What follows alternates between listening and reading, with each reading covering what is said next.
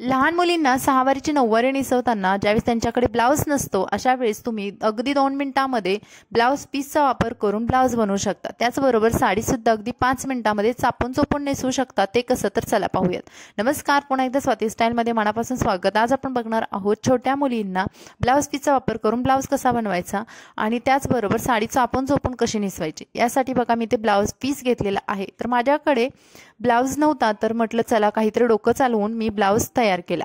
तर हा blouse piece आहे। तर हा ब्लाऊज पीस मी 2 वेळा फोल्ड केलेला आहे। 2 वेळा फोल्ड करून सुद्धा ब्लाऊज मोठाच होतोय म्हणून मी थोडंसं आणखी फोल्ड केला।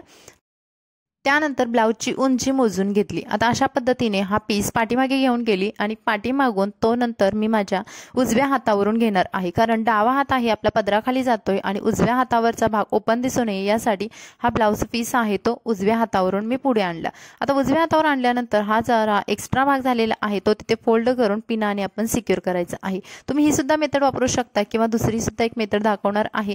तर बघा इथे मी हा भाग आहे तो पुढे पिनाने सिक्युअर केला। आता तुम्ही बघाल किती सुंदर पद्धतीने अगदी 2 ते 3 पिनामध्ये आपण हा ब्लाऊज बनवू शकतो। त्यानंतर एक्स्ट्रा झालेला भाग आहे किंवा हाताजवळ ब्लाऊजचा लुक यावा यासाठी पुन्हा मी एक पिन वापरून पाठीमागून हा ब्लाऊज टाईट करून घेतला। म्हणजे बघा तुम्ही बघाल 2 पिना वापरून आपण अगदी इझिली अगदी मी म्हणेल 30 सेकंदामध्ये सुद्धा तुम्ही हा ब्लाऊज तयार करू शकता। त्यानंतर समोरचा हा जो भाग आहे तो व्यवस्थित दिसावा आणि समोरून ब्लाऊजची बॉर्डर सुद्धा दिसावी यासाठी मी आणखी एक पिन वापरली आणि हा झालेला आहे आपला रेडीमेड ब्लाऊज। तुम्ही बघाल अजिबात लूज होत नाही आणि जेव्हा हा साडीवरती आपण अशा पद्धतीचे पिसाचे ब्लाऊज घालतो तर ते ओळखायला सुद्धा येत नाहीत आणि लहान मुलींना तसे पण ते अगदी छान पद्धतीने सूट सुद्धा होतात। इथे मी 6 वार साडी घेतलेली आहे। तर ही साडी आहे तर पाठीमागून मी आणली। त्यानंतर ह्या साडीचे मी थोडंसं आतमध्ये फोल्ड केलेलं आहे, कारण मुलीची उंची आहे ती छोटी आहे आणि आपल्याला साडीची हाईट मोठी होते, त्यामुळे आतल्या साईडवरून हमेशा साडी आपण फोल्ड करायची आहे। त्यानंतर समोरून अशी एक गाठ बांधून घेतली।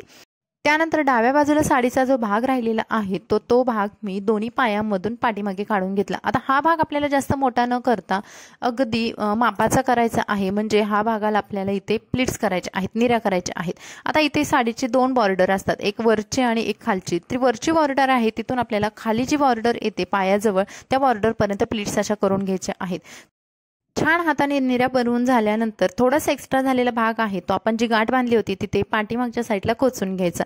आता तुम्हाला अगदी मी जवळून दाखवलेला आहे आणि एक्स्ट्रा झालेला भाग आहे तो दुसऱ्या हाताने खाली ओढून घ्यायचा, नाहीतर मग पाठीमागे खूप असा फुगल्यासारखा भाग दिसतो आणि तुम्ही बघाल काष्टा अगदी आपला सुंदर झालेला आहे। त्यानंतर साडीचा जो उजव्या बाजूला भरपूर असा भाग राहिलेला आहे तर ही साडी पुन्हा गोळा करायची आणि पुन्हा अशी हाताने आपल्याला दोन्ही पायामधून काढून घ्यायची आहे। आता हा भाग काढून घेताना उजव्या साईडला काढून घ्यायचा आहे, म्हणजेच आपण एक भाग हा काढून घेऊन काष्टा बनवला आणि दुसरा भाग आहे त्याचा आपण पदर बनवणार आहे।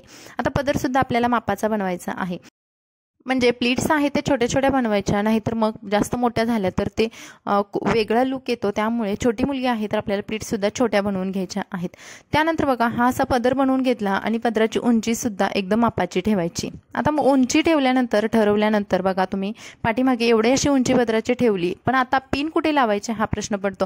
तर यासाठी बघा मी समोरून एक छान अशी अट्रॅक्टिव्ह पिन वापरलेली आहे, जिथे आपण ब्लाऊज पीस ठेवलेला आहे तर त्या पिसाला पुढून आणि पाठीमागून हा सिक्युअर केलं, म्हणजे आता आपला पदर पण हलणार नाही आणि पीस सुद्धा इकडे तिकडे होणार नाही। म्हणजे आपण जो पिसाचा ब्लाऊज बनवलेला आहे त्याची सुद्धा इकडे तिकडे अजिबात ओढला जाणार नाही। आणि त्यानंतर बघा मी तुम्हाला इथे दुसरी पद्धत दाखवते। मी मगाशी जेव्हा पिन लावल्यानंतर हा एक्स्ट्रा भाग आहे तो किंवा जो ब्लाऊज पिसाचा भाग आहे तो थोडासा पुढे येत होता, त्यामुळे मी काय केलं आतमधूनच हा भाग फोल्ड केला आणि त्यानंतर दुसरा भाग आहे तो तिथे पिन लावून घेतली। ही सुद्धा तुम्ही पद्धत वापरू शकता आणि इथे बघा ब्लाऊजचा एकदम प्रॉपर लुक आलेला आहे।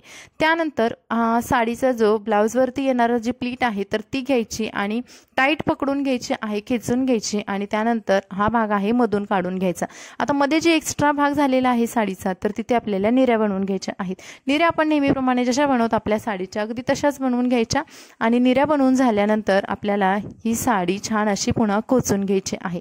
आता वरची निऱ्या आहे ती कधी कधी खूप छोटी होते आणि आपल्या उजव्या बाजूला खूप भाग उरतो, तर हे होऊ नये यासाठी आपल्याला वरची निऱ्या आहे ती मोठी बनवून घ्यायची आणि बाकीच्या या सर्व निऱ्या आहेत त्या हाताने छान अशा गोळा करायच्या आणि खोचून द्यायच्या। खोचताना साडी पोटाजवळ जास्त गोळा होत नाही ना याची काळजी घ्यायची। त्यानंतर खाली ज्या आलेल्या निऱ्या आहेत त्यामधली मधली निरी आपल्याला उचलायची आहे। म्हणजे जर समजा तुमच्या 5 निऱ्या समोरून येत असेल तर त्यामध्ये 3 नंबरची निरी आपल्याला उचलायची आहे। सेंटरची निरी उचलल्यानंतर समोरून काष्टा आहे तो सुद्धा खूप सुंदर येतो। आता तुम्ही बघाल की ते मी एक निरी उचलली आणि समोरून ही कॉटनची साडी असल्यामुळे थोडीशी फुगते तर हाताने छान प्रेस करून घेतली। प्रेस केल्यानंतर साडी अगदी चोपून चापून बसते आणि तुम्ही आता बघाल की कमरपट्ट्याने ही साडी मी सिक्युअर केलेली आहे, त्यामुळे काष्टा पण हालत नाही आणि पदराच्या प्लीट्स किंवा ब्लाउजवर येणार प्लीट्स किंवा आपल्या समोरचा काष्टा कुठेच हालत नाही। आणि ही झालेली आहे आपली सुंदर अशी प्रॉपर साडी नेसून तुम्ही बघाल 5 मिनिटांमध्ये अगदी सोप्या पद्धतीने नेसवू शकता आणि ब्लाउज सुद्धा तुम्ही पिसापासून 2 मिनिटाच्या आत तयार करू शकता। तर ही झालेली आहे आपली छान अशी काष्टा साडी 6 वारीची 9 वारी। लहान मुलींना शाळेमध्ये खूप वेगवेगळे फंक्शन असतात, कार्यक्रम असतात, अशा वेळेस आपल्याला सुचत नाही नेमकं कशा पद्धतीने साडी नेसवावी, तर तुम्ही ही पद्धत नक्की वापरा। तर मैत्रिणी हा व्हिडिओ आवडला असेल तर लाईक करा, आपल्या चॅनलला नक्की सबस्क्राईब करा, पाठीमागून सुद्धा तुम्ही काष्टा बघाल। आणि चला भेटू अशाच नवनवीन व्हिडिओसोबत, तोपर्यंत तुम्ही मस्त राहा, खुश राहा आणि नेहमी शिकत राहा। Bye bye.